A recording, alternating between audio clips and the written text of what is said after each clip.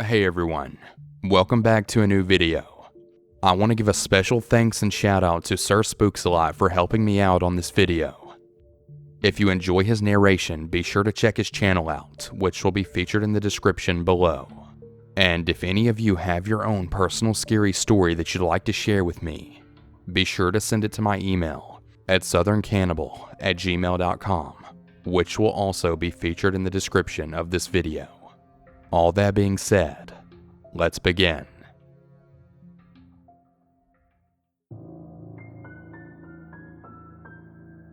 Number 1. I play tennis and yesterday was the all-island high school girls tennis match. I don't mean to toot my own horn, but I'm one of the best high school girl tennis players where I live. The match was the biggest and final of the season of my high school career, so I was very nervous as it couldn't be my first loss of the season. The match was held at a public tennis court at a hotel, so anyone could come and watch. And just like any other match, there were many sports news reporters and other students there. There is only one sports news report where on the island I live on, and they usually have many photographers at the match. My match is over and I'm the undefeated all-island high school girls champion of 2019. After the match, a man in a shirt with the logo of the sports news site approached me for an interview. I saw him take photos of all of the girl players and also the girls in the audience during the match. This wasn't anything unusual, but he only took photos of the group of high school girls there watching the game, not any of the boys or families. I didn't think twice about this until after I talked to him. All of the interviewers and photographers that represent the company have the stats of every player to bring up in their interviews, but the man who interviewed me got all of the ones he mentioned to me incorrect. He took a video of the interview on his phone and the DSLR he had with him. At the end of the interview, he asked me for my information on how to contact me, including my personal cell, and said to expect a call as they were going to do another article on just me and not one that includes the match. This morning I woke up for school and went into the sports company's website, expecting to see the article about the championship match and my interview, but it wasn't there. This was uncommon as whenever they do write articles, they're always posted in the mornings or before afternoon. The article still wasn't there in the afternoon, so my coach called the company and asked them about it, and they said it doesn't exist. The man who interviewed me and took videos and pictures of me and the other girls was not an employee of that company, and no one worked there with that name or description. They couldn't even explain how he got his hands on a shirt. It really creeps me out. Number 2. I remember this rather clearly even though I was young. I was on a field trip to a popular public park with my daycare. It wasn't unusual for adults to go to this park by themselves. It was super decked out. There was trained vendors and sometimes concerts or clowns, so it wasn't only a playground. Anyway, I was always the awkward kid, so I wasn't playing with the other daycare kids. Instead, I was sitting quietly off to the side just daydreaming, as I often opted to do. This made me an easy target since I was just chilling solo. There were others around, by the way. Like, I wasn't secluded, I was just doing my own thing. My mom had talked to me about stranger danger before, but I had it in my head that strangers were scary, so I actually didn't know what a stranger really was at the time. I just knew that they were bad people, I guess. This woman walked up to me with a camera in her hands. She complimented my t-shirt, which had a cat photo on the front, and told me that she worked for a cat magazine and thought I would be a good model for it. Naturally, I was totally down for the prospect. My daycare teachers and the other kids didn't really notice I was talking to a random girl. She asked me questions like my address, where my mom works, my mother's phone number, my social security, etc. I couldn't really answer most of her questions because I was 4 years old. Anyway, it didn't deter her. She got my name and age, and everything that I did know I did tell her when she asked. From what I remember, she was super nice, and after I answered her questions, she took a picture of me. After the picture was taken, she said she needed to go to her car to grab something. I can't recall what or why I had to go with her, but I got up and went with her. I remember holding her hand. She was literally unlocking her van when my daycare teacher came running through the parking lot and screaming at her. Like bloody murder screaming. "Get the hell away from her! I'm calling the police!" The whole 9 yards. The woman seemed to have forgotten about me because she hopped in her car and drove off in a snap, leaving me behind. I remember I was pissed at my teacher because I probably wouldn't be in the cat magazine after she scared her off. I was crying, and the daycare lady was consoling me, saying it was okay. She left. I'm safe. But the thing was, I was crying because I couldn't be in her magazine. My mom picked me up and took me to the police station, where I was asked all about the incident. To my knowledge, the woman was never caught. I mean, I didn't know her name or anything. I remember my mom was irritated because the best that I could do for her description was long brown hair and jeans. So yeah, that's the story how I was almost kidnapped and lied to about being in a magazine. Who knows what would have happened if she had succeeded in her plan.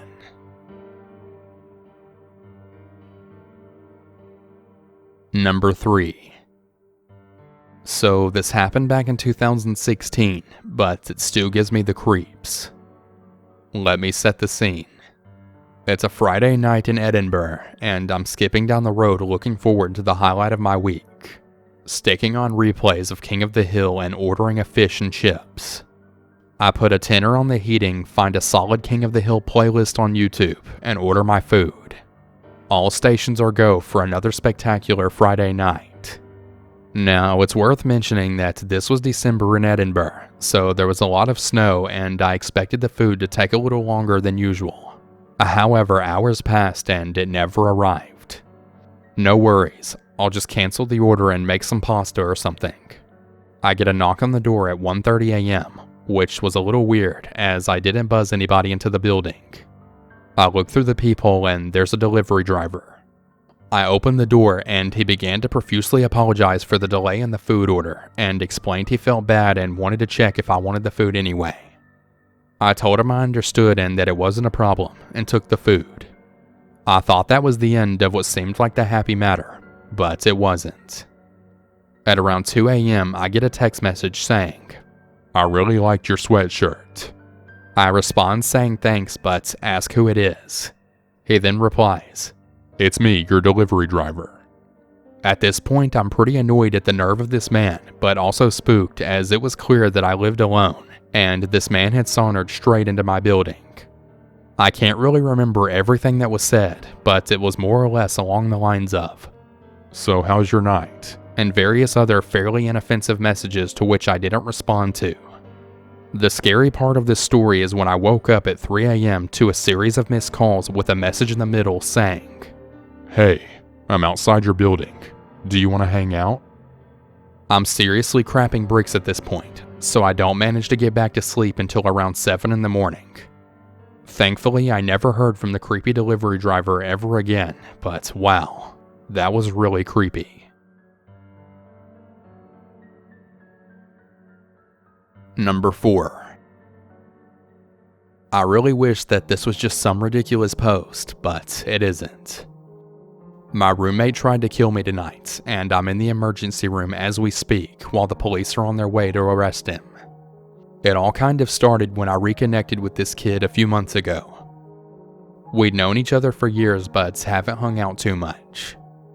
This past summer we started to hang out more often after not having seen each other for over 5 years. Going to the gym, clubs, and bars together, and having a good time.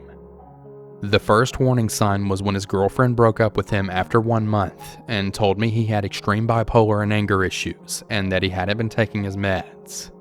I brushed it off but remained close friends with her since I knew her before him. We got an apartment together. Oh, what a mistake. He acted like a child. He never cleaned, all he did was work and play video games all day and talk about how he was going to be a cop and make it one day, which I find pretty ironic. After his girlfriend broke up with him, I had a bunch of friends over, and we had a housewarming party. He drank a whole bottle of Hennessy within 20 minutes, left to go and see her and beg for her back, and ended up driving with alcohol poisoning. We called the police and he was caught, but he didn't get a DUI because he was parked. His aggression then started to come out. On Thanksgiving, we got in a brawl because he didn't want the puppy that he had for 3 days anymore and wanted to put it on Craigslist. Last week, I confronted him about him constantly lying to everyone about every detail of his life. I should also add that he's a pathological liar and a compulsive liar. He ran at me, got in my face, and punched a hole in my door. Today was the Patriots parade, my team.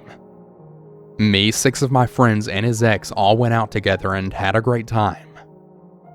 I posted a picture of all of us on Snapchat, and when he saw it, he said, "I hope you're not home when I get home, because if you are, I'm going to kill you." I laughed it off and kicked back watching a movie I was meaning to see.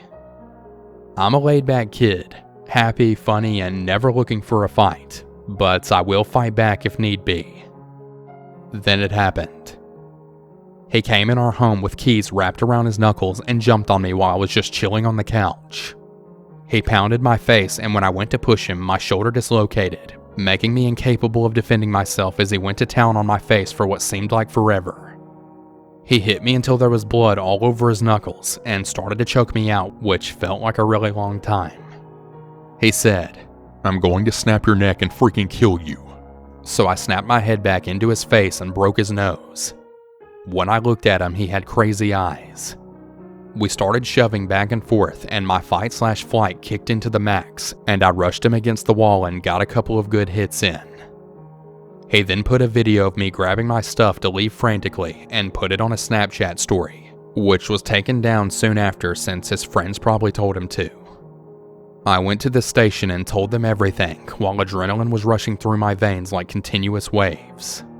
He's now getting charged with assault and battery with a weapon, attempted murder, and 3 other charges as well. I'm getting a restraining order and he's getting arrested now as we speak at his parents' house. So far, my eye is black and blue with severe swelling, and I have a concussion. But I'm glad that's all that happened, as it could have been a lot worse. Moral of the story, you never really know the true nature of some people. They may have some masks that they wear to allow themselves to have completely different characteristics, but beneath those masks can be a complete psychopath. Update 1. I spent a long time at the hospital, but I'm all set. Could have been a lot worse. Went to court today for the restraining order, but they brought him in cuffs. He has a bunch of charges, including attempted murder. He lied to them about small things, like the amount of time that I knew him, and that he didn't hit me with the keys, etc. I just told them the truth and that what he said wasn't even true. He gave himself a black eye between the time he got home and the time that the cops got him, but everyone in the courtroom was jaw-dropped when they saw my face. I got a complete restraining order on him as well. I also found out that he's had multiple dismissed juvenile offenses as well.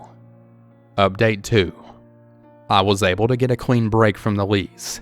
He has a restraining order for the apartment area, so he can only get his stuff once, but will have to continue to pay the full amount of the lease for 2 more months, which isn't cheap. I lost my half of the security deposit due to the circumstances to him, but it's better than living there in fear that him or his loser friends will break in with his keys and get me in the dead of night. Things could have went a lot worse, but I'm really glad I got away from that insane situation. Like I said, be careful out there. You never really know who someone really is underneath the mask. Number 5. My name is Alex. This story is 100% true. It's not so much scary as it is mysterious. At the age of 6, in 1996, we moved to a farm in western Iowa. I knew the house was old, although I wasn't sure how old exactly. It was very beautiful. A rich family had clearly built it, as it was nicer than most of the farmhouses in the area. It had gorgeous woodwork, carvings and etchings above all the doors and windows, etc. It was large too, with 6 bedrooms and 2 baths. I always felt an energy in the house, but not a malevolent energy. It was just like, wow, you can just feel the history in here. Over the next several years, there were some paranormal occurrences, but nothing scary. Some unexplainable sounds, doors closing, temperature drops, and so on. We never felt that anything wanted to do us harm, but rather it, or they, just wanted to make their presence known. I also had some recurring dreams about the house itself. I dreamt on several occasions of being at the house in the past. I was there, and there were many people gathered inside and out, like a party. Then, a young couple steps up onto the porch and a wedding is held. It was a happy and mysterious dream. I had no idea who the people were or exactly when this was taking place. Over the next several years, we did learn a bit about the house's history. It was finished in the fall of 1919, and it was indeed built by a wealthy family. They actually owned several farms in the area. However, a dozen or so years later, they did lose this particular farm and house due to some bad decisions made. It was the Depression after all. Throughout the 1930s, a few different sharecroppers rented it from the bank and worked the land. Then, in 1939, another family bought it, and we knew that they lived there for at least 10 or 15 years. We weren't sure until the people after them purchased the house and land in 1962. Those were the people that we bought it from in 1996. One day, in the summer of 2010, I'm home from college and we have a surprise visitor. It was an older man, and he said that his mother had lived in our house many decades prior and that she's very old now. She was actually living not too far away in a nursing home. He inquired if it would be alright for him to bring her for a visit on one of her outings. My mother and I said of course it would be alright, and that I would enjoy talking to her about all those older times. A few weeks later, he brought her over. Her name was Carmen. She was now 89, and it turns out that her family were the ones who had moved in the spring of 1939. They were immigrants from Germany who had come over in the early 20s. Her father had actually been a submarine captain in the German Navy during World War I, and this farm was their first real home after nearly 20 years of moving, working, and saving. They painted the house that spring of 39, and her mother and father just adored the property. Carmen then said, "I was married on this front porch, you know, in June of 1946. I couldn't believe it, and I stammered to speak, and I said, 'You know, that is amazing because I've had dreams about a wedding here. So strange.' She then dropped a bombshell as far as I was concerned. She told me that in the 40s, before she married and moved away, she had numerous dreams about meeting a young man and his family here as an old woman. She then said, 'I'm old. I know I've got very little time. But when I heard about you, a young man and a new family living here, well, I just had to come see.' I told her I was very happy she had. And we then went on to discuss what's going on. Was it a coincidence? Was the house alive and able to see through time? She said she had no idea, but she agreed something was going on. For her to have a dream in the 40s, my dream 50 years later, and then to meet a decade after that, it was just too strange. We felt some connection at that point. She then spoke up and told me about her father. She said that he fell ill rapidly in the early 1950s, and he died later that year, not in the house. But he did tell Carmen and her mother not to cry, that he would see them again, and that he'll meet them at the front porch and take them to heaven. So he repeated, "Go to the front porch, I'll meet you, don't get lost." She elaborated and said that he firmly believed spirits get to choose when they cross over to face the Lord, and that he wanted to wait for both his wife and daughter to pass so that they could all go together. It was really sweet. Her mother died of old age in 1988, and her husband, Oscar, had died in 2004. She was the last one. She had brought a scrapbook full of photos, and we spent the rest of the afternoon looking at some old photos of the farm and the house. I really enjoyed this. We actually made plans for me to visit her in a week or two at the nursing home, and then she left. Exactly 1 week later, in the middle of the afternoon, I got a phone call. Carmen had passed away in the wee hours of the morning, her son informed me. He said that she was extremely happy after her visit, and that she seemed sort of detached, like she had finished the last thing on a list.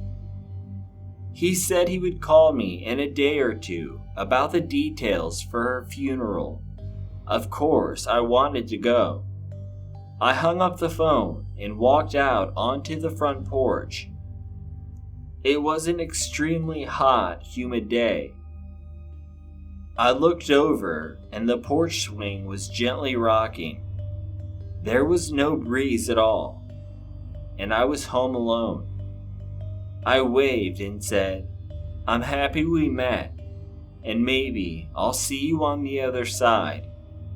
And I walked back in.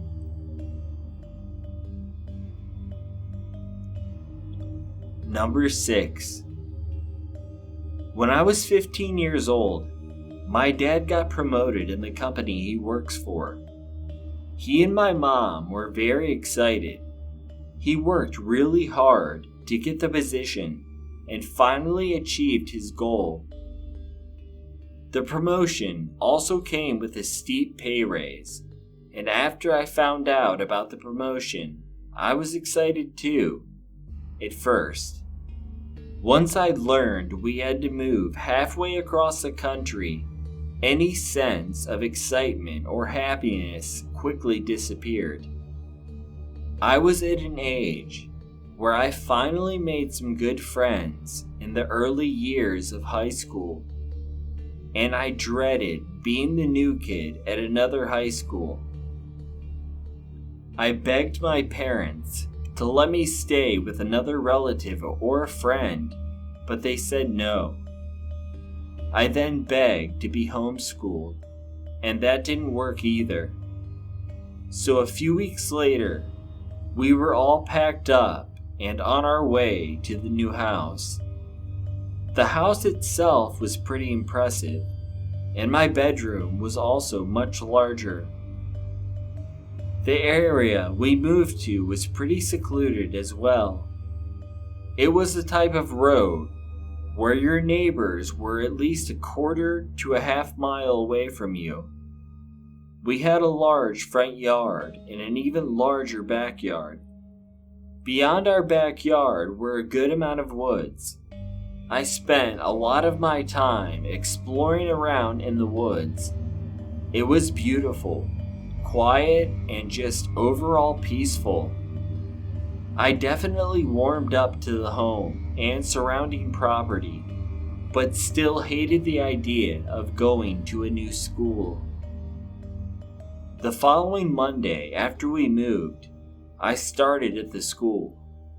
It was awkward, uncomfortable, and a bit lonely, but I made it through okay.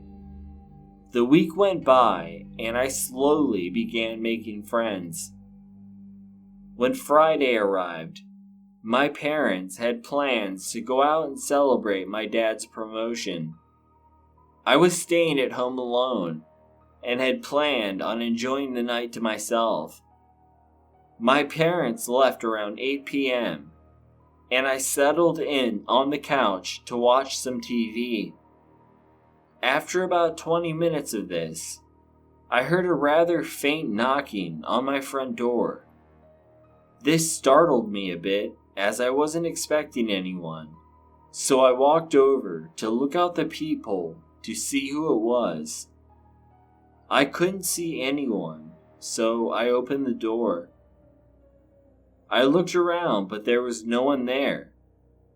I figured it was either the wind making noise, kids playing a prank, or was just a noise on TV that mimicked a knocking noise. I settled back in on the couch and continued watching my show. Not even 5 minutes went by, and I heard the same faint knocking. This time, I was positive what it was and where it came from. I was definitely unsettled at this point, so I creeped over to the door to peek out again. Just like last time, I saw no one. Against my better judgment, I opened the door to get a better look outside. I saw and heard no one. I shut the door and locked it and went back to the couch. I felt very uncomfortable, and my senses were a bit on high alert. Not even a minute later, I heard the stairs leading up from the basement creak. I froze. I turned to the TV to mute and didn't move a muscle. After a few seconds, I heard another step begin to creak, and then another. At first, I planned on running out the front door, but I would have to pass right by the door to the stairway first. Once I got up and headed to the front door, the basement door began to open. I would run right into whomever was there if I continued to the front door. The next best thing I could do was head directly upstairs, so that's what I did. I ran down the hallway to my bedroom and shut the door. I pulled my dresser in front of it and hid. I checked my pocket for my cell phone, but realized I left it downstairs somewhere. I started booting up my computer so I could try to message my parents for help. My computer seemed to take forever to load, and at this point, I heard the intruder opening up the doors to the other rooms as they came down the hall. Once they got to my room, they tried entering it. They were stopped at first from the lock, but were able to break the door open. Every time they hit into the door, the dresser moved inwards. I tried opening up an app to message my parents, but I knew it wouldn't help in time.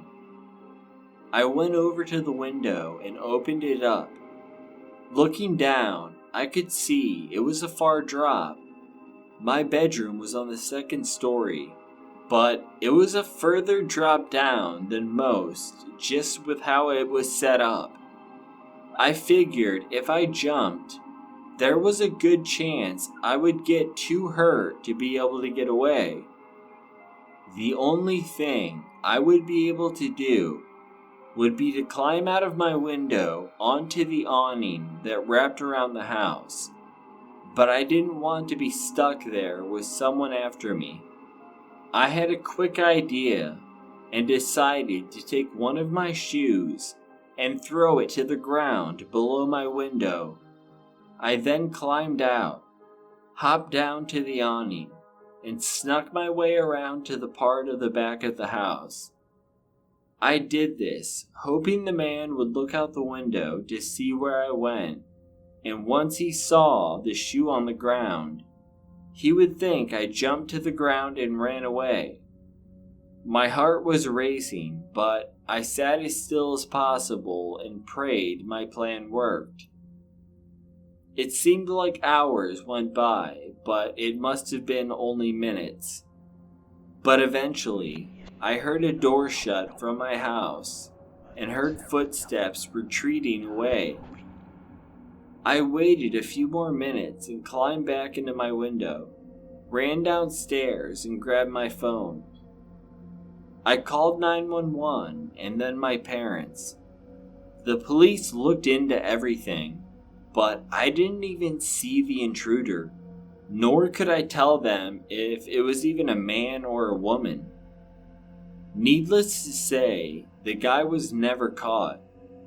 My dad put a really sophisticated security system in our house, which makes me feel more comfortable now.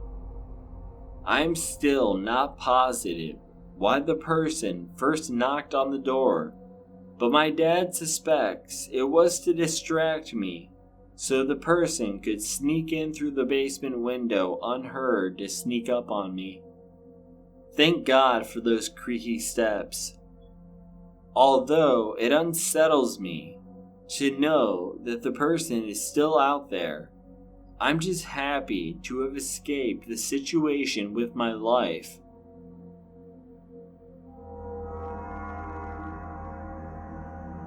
Number 7.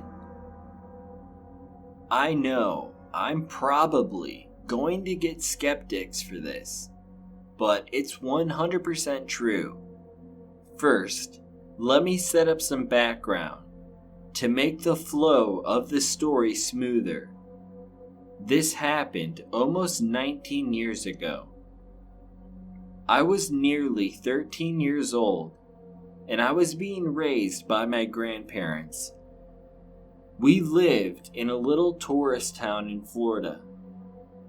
They had problems with their 2 daughters as adults, my mother being the older of the 2, and they wanted to do everything that they could to make sure that I didn't turn out the same way, a do-over if you will. So, needless to say, they were very strict. My aunt was having a good period and she had her stuff together. We were all very close. My aunt understood what it was like to be raised under a glass dome, metaphorically speaking. So being as she was my only aunt, she made sure that the time we spent together was super cool. I would stay over Saturday nights. We would go out and hang out at the pier, and she would let me hang out with my middle school boyfriend, who would find ways to get to wherever I was. My grandparents had no idea of any of these activities, of course. I was just spending some quality time with my aunt and giving them a break. It was nice that I had a younger female figure since my mom wasn't around. One night, when we were out having fun, my aunt meets this guy and they really hit it off. He was very nice and introduced himself to me. He went by JR, and at first was a kind and charming talker. They exchanged numbers after hanging out a while, and then we went home and went to bed. They ended up going out a bit more, and my aunt had really liked JR. He took her to his home and introduced her to his father and showed her around his land. He lived out in the woods in the middle of nowhere. I have lived in this town for 30 years, and I still, to this day, couldn't tell you where it was. I was only there once. He was teaching my aunt how to shoot a gun. I remember her shoulder rocking back with the impact of the shot, and it surprising her. He had these weird flamenco dancing clothes in his closet. It was all seemingly harmless. I mean, everyone has their quirks. About 10 days, maybe 2 weeks later, we were again at the pier, out by the payphones, talking about what to do that night and what to get for dinner. JR and my aunt were in their late 20s, early 30s, and as much as she loved me, I imagine there were times that I got in the way. Well, anyway, we were at the pier, and he is kind of talking about how he has these painkillers. He offered me one. I declined, of course, and told him I had a high tolerance to pain anyway, and didn't really need that stuff.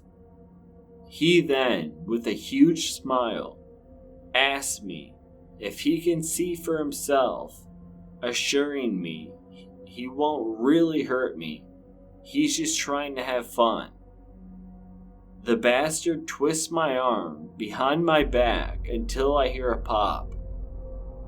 I start to cry and he laughs and says, "Aw, sweetheart, I was only playing. You said you had a high tolerance. I guess I was stronger than I thought I was being. I'm sorry, no need to ruin the good time we're all having." I go to the private pier office, which my granddad managed, crying.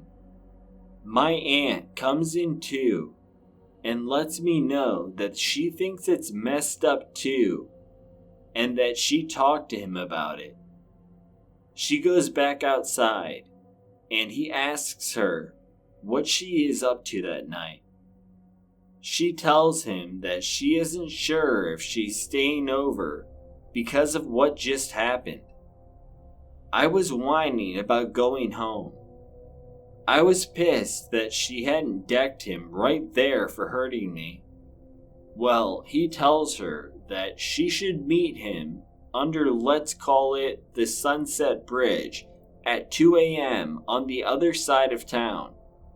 He says that the stars are beautiful and you can listen and hear the fish. He tells her you would love to see it with her, and they can dance under the moon. We were all from a fishing family and live in a big fishing town, so fish activities under the bridge at late times wasn't necessarily something that threw up a red flag. If it's dark and late, there won't be people there hogging all the fish. She tells him maybe, and we leave. I decide to spend the night after all, later sneaking in only if she will pick up my boyfriend Charlie, playing up on the guilt points. She calls him when she gets home, before we made our arrangement about Charlie, and says that she can come, but she will have me with her. He groans and is like, "Fine. Alright, I guess she can come, but maybe she will get tired and just sleep in the car." About an hour after she called him the first time, I asked her about Charlie and she agrees. She sits down with me and hugs me and touches my face lovingly, apologizing for what had happened with my arm. She then calls him again and tells him not to worry. She is picking up Charlie, so I will have my own entertainment and they can have their own time.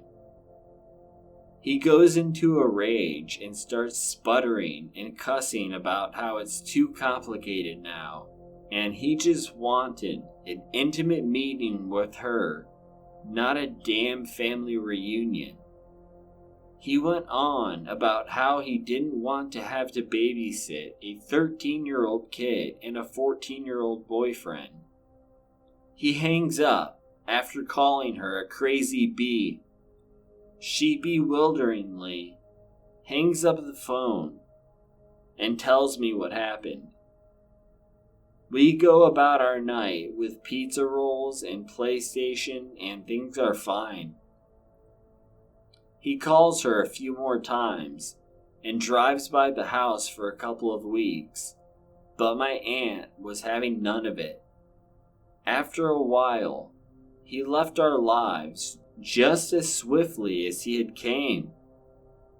The whole affair lasted only a month, if even that, 3 weeks maybe, and all in all, it wasn't the craziest experience she has had with a man. JR was soon forgotten, and we went about our business. Flash forward 2 years. I am almost out of middle school. My aunt had moved to a city about 40 miles away. I still lived with my grandparents. They were still strict, but as they had gotten older, so had I. I knew a few ways around the rules. One day, my friend Frank and I missed the bus home from school and called our good high school friend Darla to pick us up and take us home after riding a bit. She had this big, beautiful red truck, and I would ride around in the cab of it, loving the freedom and the wind. We were smoking cigarettes and laughing, listening to the radio. The time I had spent on the bus before my stop was just enough time to hit up the taco drive-thru.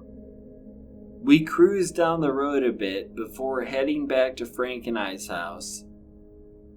We had a lot of fun that day. She dropped me off first. My grandparents came outside.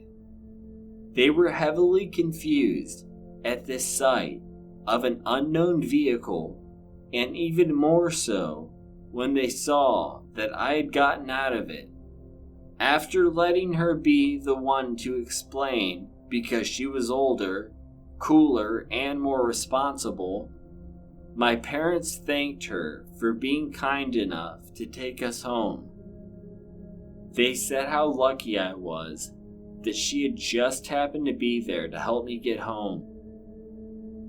The things we do to our parents, eh? That was the last time we ever saw my friend.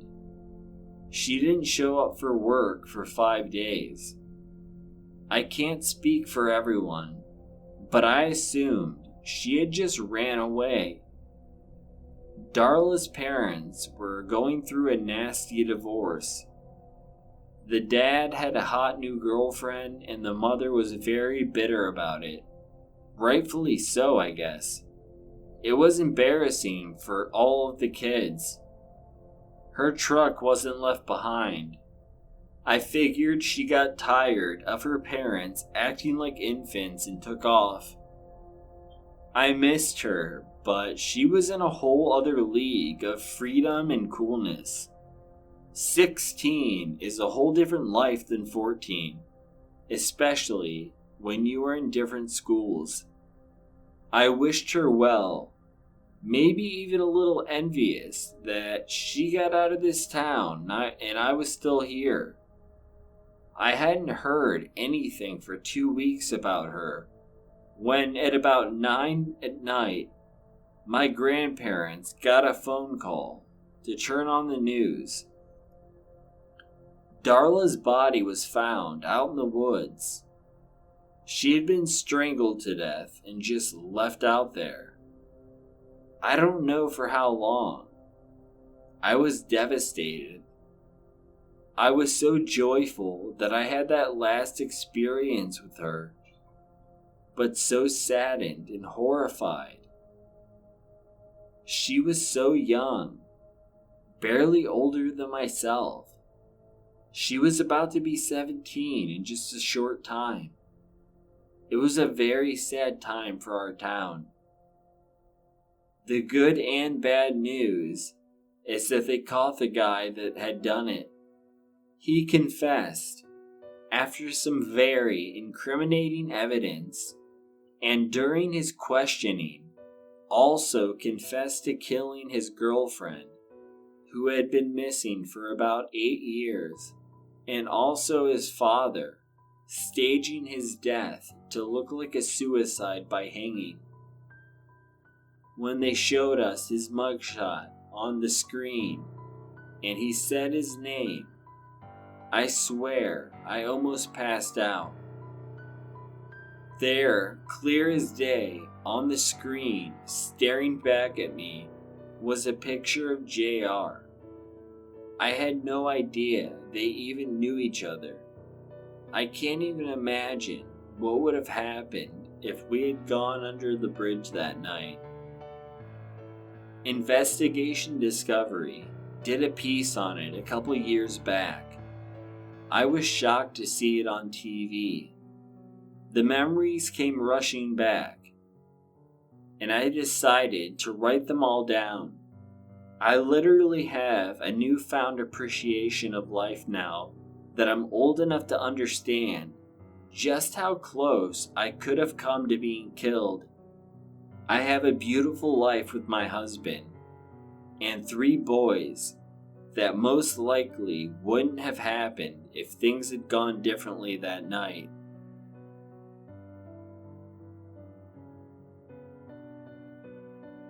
Hey everyone. Thanks for watching, and I hope you enjoyed today's video. And don't forget to check out and subscribe SirSpooksAlot.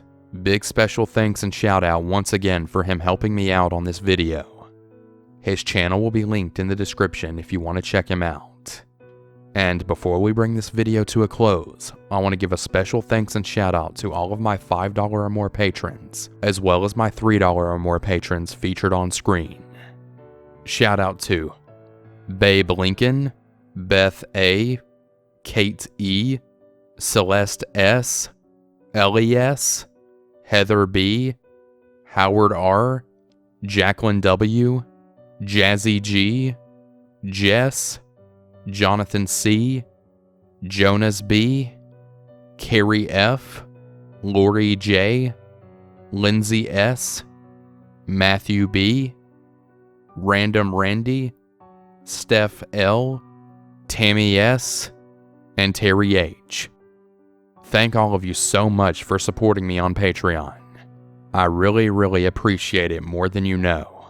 And if any of you would like to join these awesome people and also become a patron, head over to my Patreon at patreon.com/southerncannibal. Thanks everyone, and have a good one. And remember to always stay